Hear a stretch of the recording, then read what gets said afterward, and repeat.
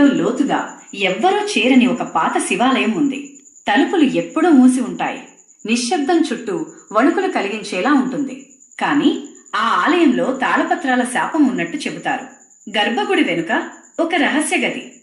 గోడల మీద నల్ల మచ్చలు, నేలపై చెల్లాచెదురుగా పడి ఉన్న తాళపత్రాలు. అవి చదివే ప్రయత్నం చేసిన వారిని మాయం చేస్తాయి. కొన్ని అక్షరాలు కదలినట్టు కనిపిస్తాయి. ఒక తాళపత్రంపై రక్తంలా మెరుస్తూ నన్ను చదవకు అని చెబుతుంది. ఆ శబ్దాలు రాత్రిపూట ఎటు చూసినా వినిపిస్తాయి. కాని అక్కడ ఎవ్వరూ లేరు. ఆ తాళపత్రాల్లో ఒక పురాతన రాజు కథ ఉంది. అమరత్వం కోసం రాసిన మంత్రాలు ఇప్పుడు భయాన్ని పీలుస్తున్నాయి. ఒక పరిశోధకుడు ఆ తాళపత్రాలను చదివాడు.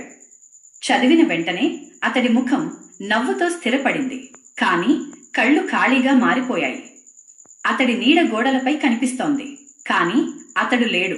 తాళపత్రాలు ఎప్పుడూ కొత్త పేర్లను రాసుకుంటూ ప్రతి వ్యక్తిని భయంతో నింపుతున్నాయి. కలల్లో తాళపత్రాలు కనిపిస్తాయి. రాత్రి నిద్రలేని భయం, అడవి చెట్లలోని నీడలు, పాత శాపం ప్రతి మూలలో విస్తరిస్తుంది. కాలాన్ని గుర్తుంచుకునే తాళపత్రాలు ఎవరెప్పుడు వస్తారో రాసేస్తూ ఎవరు ప్రయత్నించి వాటిని కాల్చితే ఫ్లేమ్స్ తక్షణమే ఆరిపోతాయి. మాన్యుస్క్రిప్ట్స్ మరింత ప్రభావంతో భయాన్ని పీలుస్తూ కొనసాగుతాయి. ఆ తాళపత్రాలు కేవలం పుస్తకాలు కావు. అవి ప్రాణాలను భద్రపరుస్తూ శాపాన్ని కొనసాగిస్తున్నాయి. ప్రతి అమావాస్య రాత్రి ఒక కొత్త తాళపత్రం చేరుతుంది. అది ఇప్పుడు నీదే కావచ్చు. ఆ పరిశోధకుడి ఆచూకీ కోసం అతని స్నేహితుడు చరిత్రకారుడైన విక్రమ్ ఆ అడవిలోకి అడుగుపెట్టాడు. ఆ ఆలయ గర్భగుడిలోకి వెళ్లే కొద్దీ గాలిలో ఒక రకమైన పాత ఇనుము వాసన, తడిమట్టి వాసన కలిసి వింతగా అనిపిస్తోంది.